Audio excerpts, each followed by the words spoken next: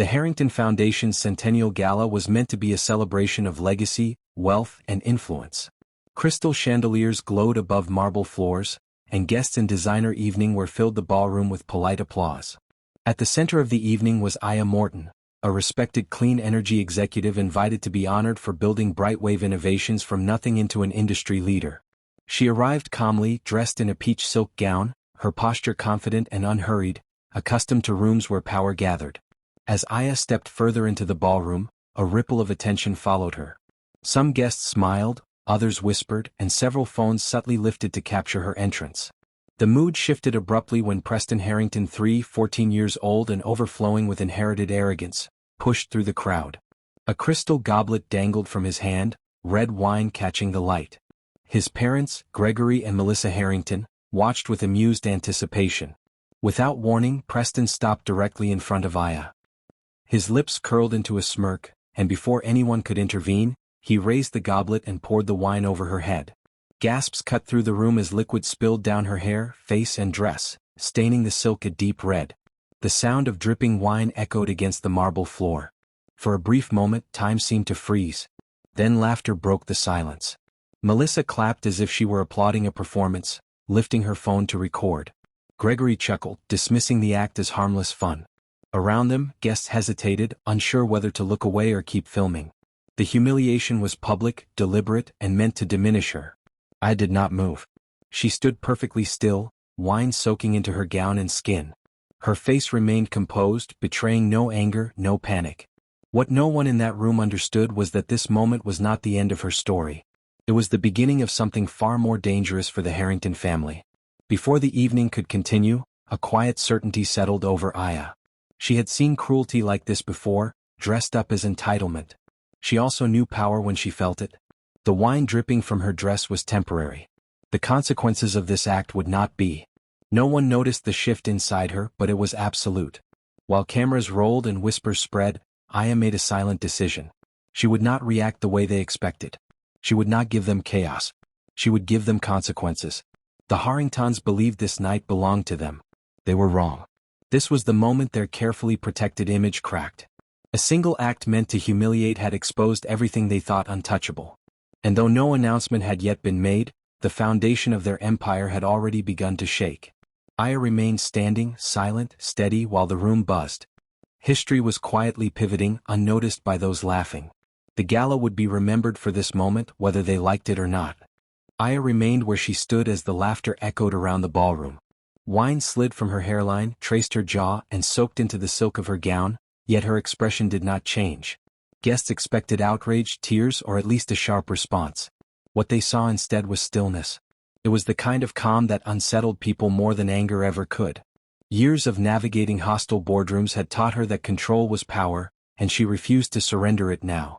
A waiter approached, hands shaking, offering a napkin. Aya accepted it with a nod and gently dabbed her neck. The small, deliberate motion stretched the silence, making the moment uncomfortable for everyone watching. Preston's confident smirk faltered. He had expected a reaction he could mock or record. Instead, he was faced with composure he did not understand. Around the room, whispers spread. Some guests lowered their phones, suddenly unsure of what story they were capturing. Others continued filming, sensing instinctively that this moment mattered. Gregory and Melissa Harrington, still amused, failed to recognize the shift taking place. To them, this was entertainment. To Aya, it was confirmation. As the wine continued to drip onto the marble floor, Aya felt clarity settle in. She had spent decades proving her worth in spaces that questioned her presence.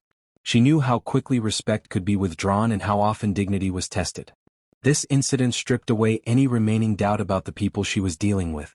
Their laughter told her everything she needed to know. Preston tried to provoke her again, making a careless remark meant to bait her into anger. Aya met his gaze calmly. Her eyes were steady, unreadable. When she finally spoke, her voice was quiet but carried easily through the tense air. She thanked him. The word confused him, and confusion rippled through the nearby crowd. What she did not explain was that the night had just made her decision unmistakably clear. The gala was meant to celebrate progress, partnership, and shared values. Instead, it had revealed contempt hidden beneath polished smiles. Aya understood that responding emotionally would only serve their narrative. Responding strategically would dismantle it. She turned and began walking toward the stage where she had been scheduled to speak later in the evening. Each step was measured, unhurried, deliberate. Wine continued to stain her dress, but her posture remained straight, her presence commanding. Conversations died mid-sentence as guests watched her pass. In that walk, Aya reclaimed the room without raising her voice. She was no longer reacting. She was acting. Whatever followed would not be impulsive, and it would not be quiet. The Harringtons still believed they controlled the evening.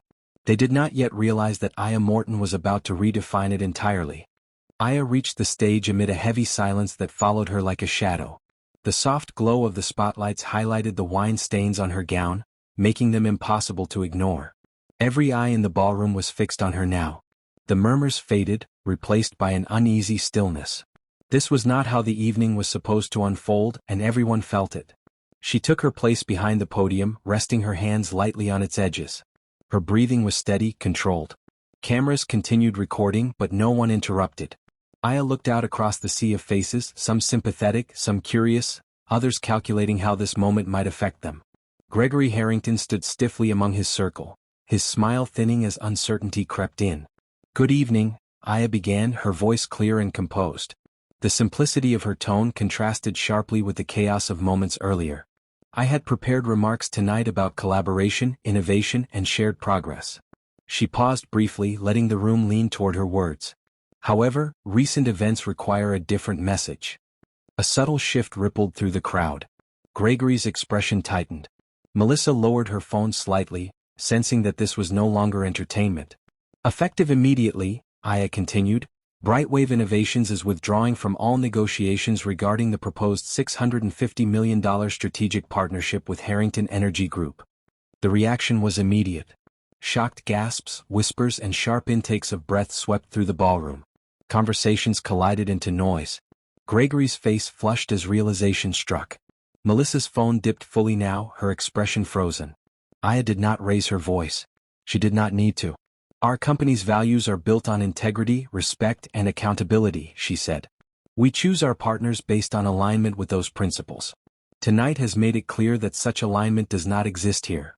Gregory took a step forward, but stopped as guests turned to watch him. This was not a conversation he could control. The narrative was already shifting. Aya continued, unflinching.